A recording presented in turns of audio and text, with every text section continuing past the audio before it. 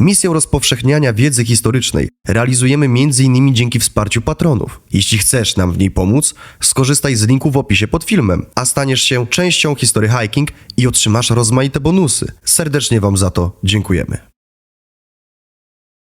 Albo socjalizm zwycięży wszy, albo wszy zwyciężą socjalizm.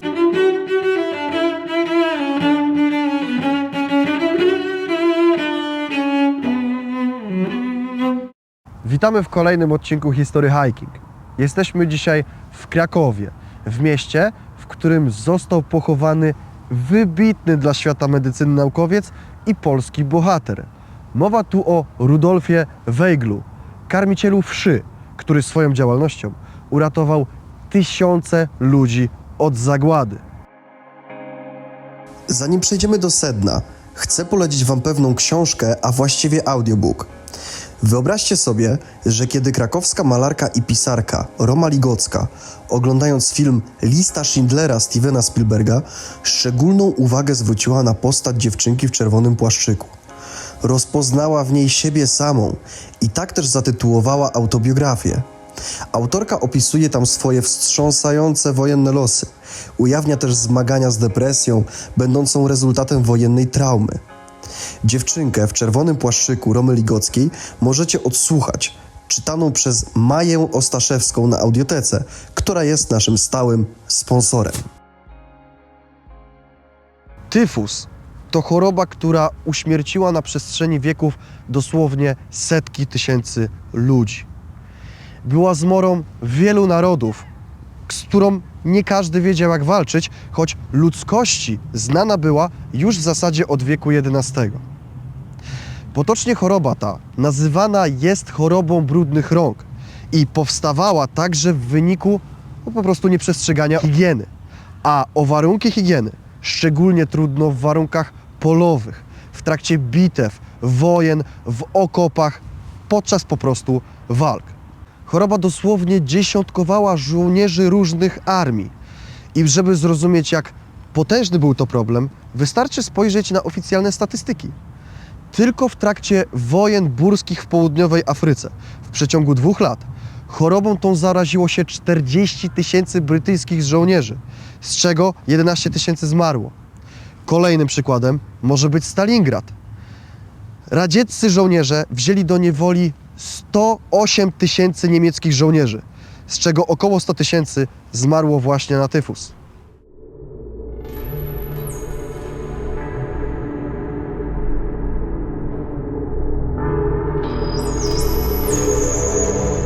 Tyfus zabijał też, rzecz jasna, więźniów obozów koncentracyjnych. Ale to nie jest tak, że tej choroby bali się tylko i wyłącznie więźniowie, bo bali się jej także niemieccy oprawcy. Gdy więzień w obozie zapadał na tyfus, strażnicy nawet się do niego nie zbliżali. Był on osadzony w izolacji, tak żeby chorobę nie rozprzestrzeniać. Mało tego, jeśli taki więzień zmarł, to chowano go w zupełnie innym miejscu, tak żeby nie rozprzestrzeniał choroby poprzez chowanie go w masowej mogile. Choroby bali się wszyscy. I przez wiele, wiele lat wielu naukowców, wielu badaczy, wielu uczonych, wielu lekarzy próbowało wymyślić sposób, który zahamuje rozprzestrzenianie się tej zarazy i wymyśli po prostu szczepionkę, wymyśli lek, który pozwoli nad tą chorobą mieć pełną kontrolę. W zasadzie wszystkie badania nad chorobą skończyły się niepowodzeniem.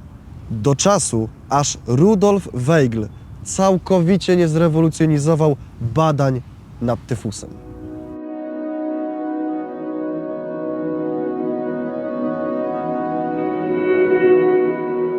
Rudolf Weigl z pochodzenia był Austriakiem. Dlaczego zatem jest polskim patriotą? Dlaczego kochał nasz kraj? I dlaczego był naszym bohaterem? Otóż po śmierci jego ojca, który zmarł w bardzo młodym wieku, wraz ze swoją rodziną przeprowadził się do Galicji. Tam jego matka prowadziła bursę dla studentów i dość szybko zakochała się w nauczycielu języka polskiego. Weigl był po prostu wychowywany w naszej kulturze, z naszymi tradycjami, z naszymi obyczajami i szybko w Polsce zakochał się w takim samym stopniu jak w biologii i innych naukach. W 1907 roku Weigl ukończył Studia. Nasz dzisiejszy bohater po studiach stał się asystentem twórcy lwowskiej szkoły zoologicznej. A już 4 lata później stał się doktorem habilitowanym z histologii, z zoologii, z anatomii porównawczych. I mimo już i tak znaczących tytułów naukowych, Weiglowi dalej było mało. Chciał studiować jeszcze jeden kierunek, mianowicie medycynę. I pewnie doszłoby to do skutku, gdyby nie fakt wybuchu I wojny światowej.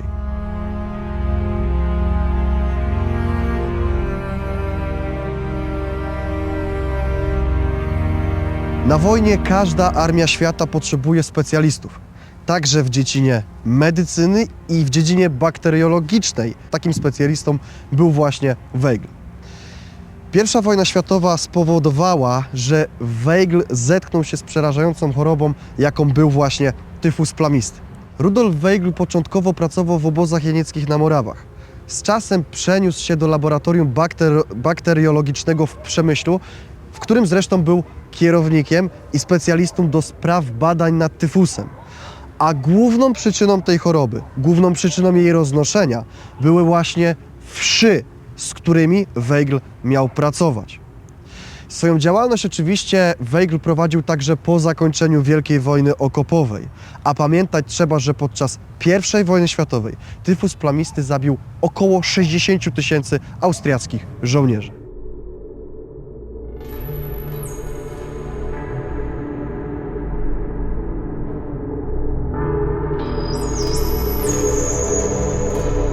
Pomysłem Weigla na opracowanie szczepionki na tyfus plamisty było wykorzystanie wszy jako zwierząt laboratoryjnych. Problem polegał na tym, że pasożyty trzeba było wyhodować. O ile w trakcie wojny było o nie łatwo i często wszy były pobierane od ciał osób, które były już zarażone, o tyle w czasie pokoju niekoniecznie. Po pierwsze, wszy trzeba było zarazić chorobą. Po drugie, potrzebni byli karmiciele wszy, gdyż tyfus plamisty rozwija się tylko i wyłącznie na żywych organizmach. Zdrowa wesz nie jest w stanie zarazić innej wszy. Pierwszym karmicielem był sam Weigl. Skonstruował on specjalne klateczki, do których były wpuszczane pasożyty, przykładał klatki do swojego ciała i przez około 45 minut wszy ssały krew. Z czasem pojawili się inni karmiciele. Byli to zarówno mężczyźni, jak i kobiety. U kobiet specjalne klatki stworzone przez Weigla były umieszczane na udach, tak żeby nie było widać ukąszeń pod ich ubraniami. Z kolei u mężczyzn klatki były umieszczane na podudziu i na łydkach.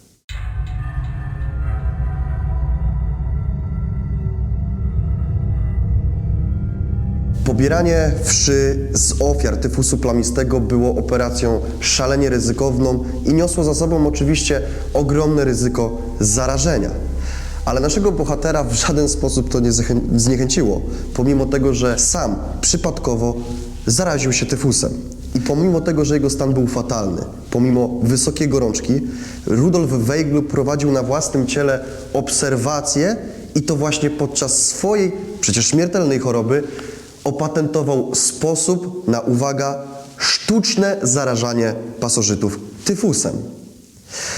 I być może nie brzmi to skomplikowanie, ale musimy mieć świadomość tego, że dorosły osobnik pasożyta miał 2 mm, żeby wprowadzić przez odbyt pasożyta, przez specjalnie do tego przystosowany przyrząd zarazki tyfusu plamistego, trzeba było też wesz unieruchomić, więc była to szalenie precyzyjna czynność. Gdy jego współpracownicy dowiedzieli się o bardzo obiecujących wynikach jego prac nad tworzeniem szczepionki, postanowili, że zaszczepią pierwotną substancją, pierwotną szczepionką, że zaszczepią jedną z pracownic Weigla i podadzą jej później zarażone wszy.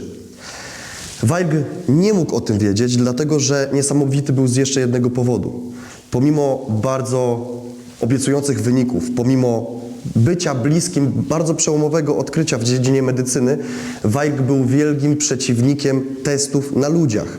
Nie chciał swoich rzeczy testować na swoich współpracownikach, w przeciwieństwie do na przykład niemieckich lekarzy na usługach nazistów. Kiedy Weigl dowiedział się od swoich współpracowników, że szczepionka, przecież jeszcze w pierwotnej fazie została podana jednej ze współpracownic, to wściekł się. Ale gdy powiedziano mu o tym, że pomimo podania zarażonych pasożytów kobiecie nic się nie stało, właśnie dotarło do niego, że opracował przełomowy lek już w dwudziestoleciu międzywojennym.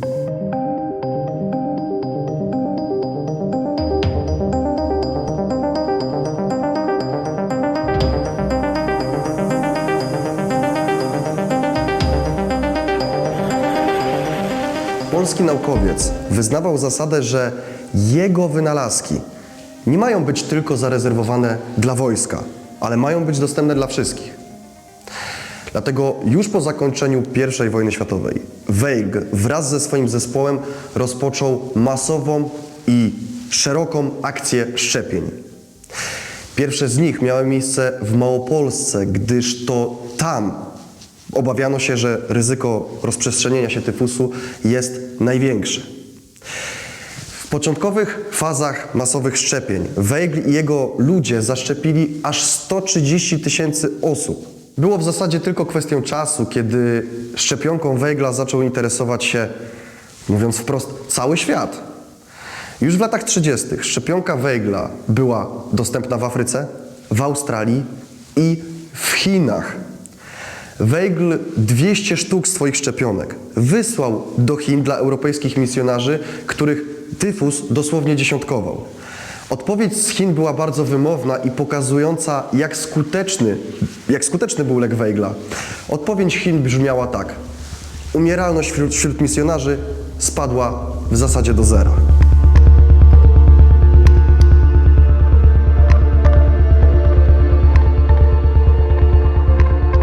W swoim laboratorium w Przemyślu Weigl pozostaje do roku 1921. Pomimo swoich germańskich korzeni zdecydował się, że zostanie w Polsce. W tym samym czasie, dzięki jego pracy, Przemyśl stał się bardzo ważnym ośrodkiem zwalczania epidemii tyfusu. W tym samym roku Weigl przenosi się do Lwowa, konkretniej na Uniwersytet Lwowski, a z nim całe laboratorium, które było w zasadzie krokiem w stronę stworzenia instytutu.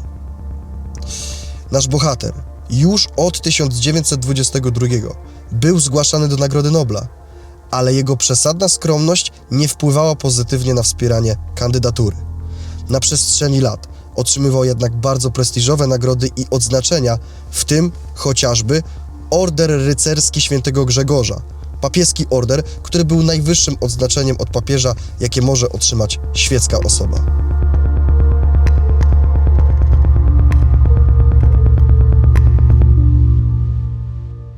Naszego bohatera w Lwowie odwiedzali naukowcy dosłownie z całego świata. I co ważne, warto to podkreślić, Weigl nigdy nie podawał do opinii międzynarodowej, do wiadomości publicznej, nigdy nie chwalił się tym, w jaki sposób szczepionka jest produkowana, w jaki sposób się tworzy. Zaraz oczywiście wyjaśnię dlaczego. Poza tym, że Rudolf Weigl był wybitnym naukowcem, był po prostu geniuszem, to był przede wszystkim dobrym człowiekiem.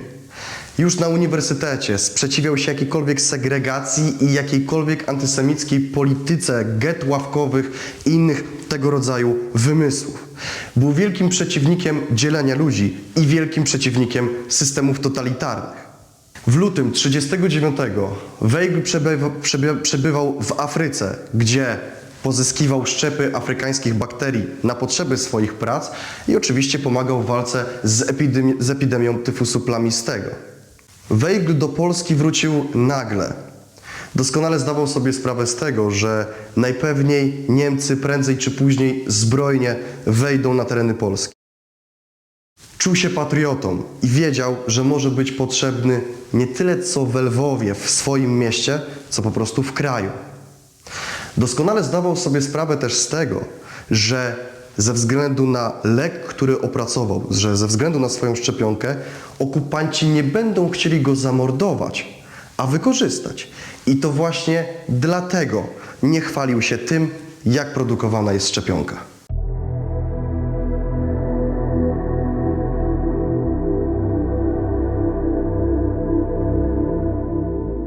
Wybuchła wojna. Do Lwowa wchodzą Sowieci, którzy jako pierwsi poczynają kroki w celu pozyskania Weigla, przejęcia go jako naukowca i próbują przekonać go, aby poszedł na współpracę. I żeby była jasność, Weigl absolutnie na żadną współpracę z nimi nie poszedł, a oferowano mu wiele rzeczy, gdyż tyfus, trzeba o tym pamiętać, w Związku Radzieckim był potężnym problemem. Lenin mawiał, albo socjalizm zwycięży wszy, albo wszy zwyciężą socjalizm.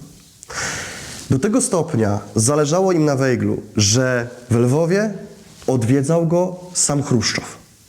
Oferowano mu własne laboratorium, stanowisko w Radzieckiej Akademii Medycznej. Oferowano mu lukratywne i dobre dla niego, dobrze płatne kontrakty. Weigl doskonale wiedział, że na współpracę nie pójdzie. Nie ma sensu układać się z wiecznymi kłamcami.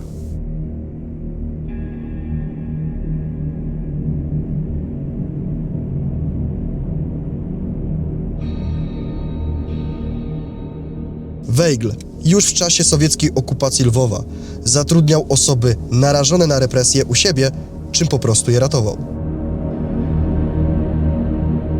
Jeszcze na chwilę przed wejściem Niemców do Lwowa Sowieci proponowali Weiglowi, aby ten przeniósł swoje laboratorium do Związku Radzieckiego. Ale Rudolf nie zgodził się i pomimo tego, że atak Niemców nastąpił i całkowicie zaskoczył czerwonoarmistów, Weigl uważał, że dalej powinien pozostać w swoim mieście, w Lwowie. Niemcy, podobnie jak Sowieci, także interesowali się nie tyle co Weiglem, co oczywiście wynikami jego badań i procesem powstawania szczepionki. Ale Weigl nie chciał układać się z nazistami. Był prawdziwym wrogiem III Rzeszy, pomimo swoich germańskich korzeni. Co więcej, uważał on, że nie będzie podawał ręki, tu cytat, ludziom, na których widok go mdli, a miał na myśli właśnie nazistów. Pamiętać trzeba też, że Rudolf Weigl w wyniku opresyjnej działalności niemieckich wojsk okupacyjnych stracił wielu przyjaciół, w tym zamordowanych 4 lipca 1941 profesorów w Lwowie. Przecież ci ludzie byli jego przyjaciółmi. Co więcej, kiedy wysłannik Heinricha Himmlera przyjechał do Weigla, aby zaproponować mu podpisanie Reichslisty, to Weigl odpowiedział: człowiek raz w życiu wybiera swoją narodowość. Ja już wybrałem. I puścił pana z kwitkiem.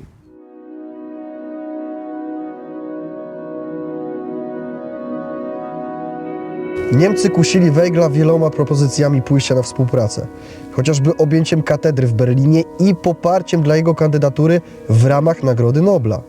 Weigl wszystkie propozycje odrzucał. Zamiast tego zatrudniał nowych karmicieli wszy, których w ten sposób ratował. Wiedział, że gestapo nie może go nawet tknąć palcem. Był zbyt ważny dla wojska niemieckiego.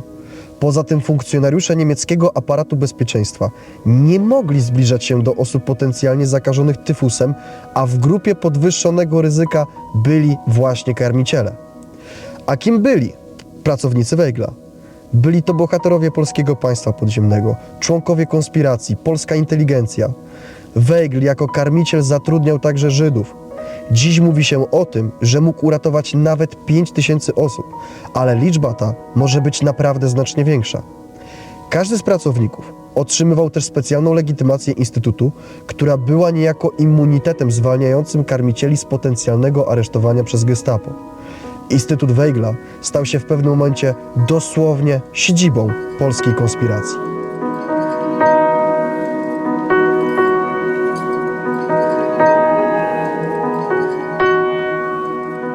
Czy to zatem ostatnie i jedyne zasługi polskiego bohatera Rudolfa Weigla?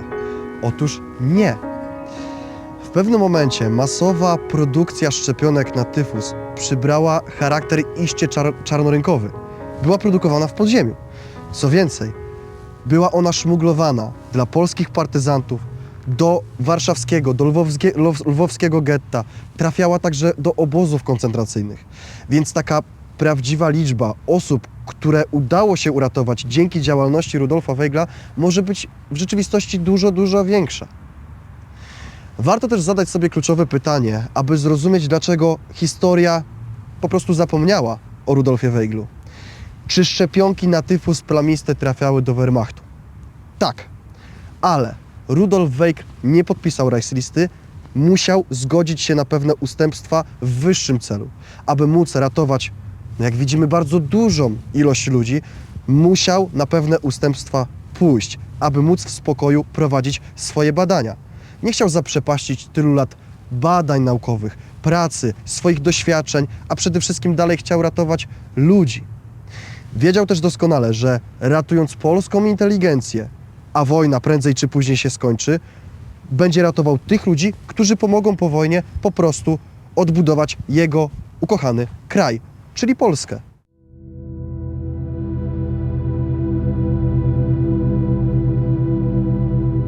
Po wojnie Weigl zamieszkał w Krakowie. Kontynuował badania na Uniwersytecie Jagiellońskim i mieszkał w kamienicy przy ulicy Sebastiana 6, gdzie dalej prowadził małe laboratorium. W 1948 został po raz kolejny nominowany do Nagrody Nobla. Nie doszło to do skutku przez komunistyczną władzę ludową, która posądzała Weigla o współpracę z Niemcami. Było to absolutną bzdurą, którą komuniści wykorzystali, mówiąc wprost do niegloryfikowania prawdziwych polskich bohaterów. Rudolf Weigl zmarł 11 sierpnia 1957 roku. Pochowano go na Alei Zasłużonych na cmentarzu rakowickim. Pośmiertnie w roku 2003 odznaczono go medalem Sprawiedliwy wśród Narodów Świata.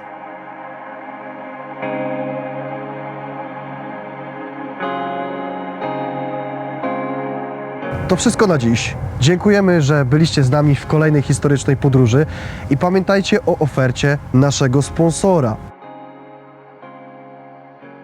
Pamiętajcie też, żeby pisać nam w komentarzach także o swoich historiach, o historiach, które znacie. Na Wasze komentarze postaramy się w miarę możliwości odpowiedzieć.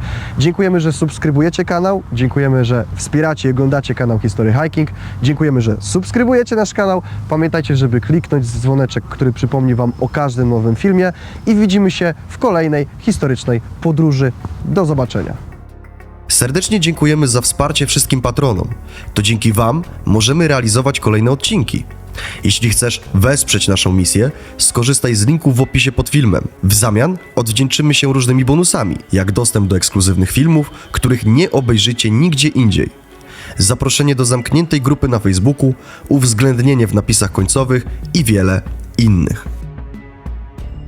Wspierają nas Adamigo 50, Tomasz Barabasz, Grzegorz Barszcz, Wojciech Byrski, Michał Chmielarczyk, March Cin, Andreas Czyżewski, Remigiusz Golanowski, Mirosław Kanak, Anna Kudła, Marcin Lukomski, Adam Piastowski, Galicja Productions, Małgorzata Sobczak, Wojciech Sroka, Mariusz Schubert, Mariusz Tokaj, Jarosław Zębek i wielu innych. Serdecznie Wam za to dziękujemy.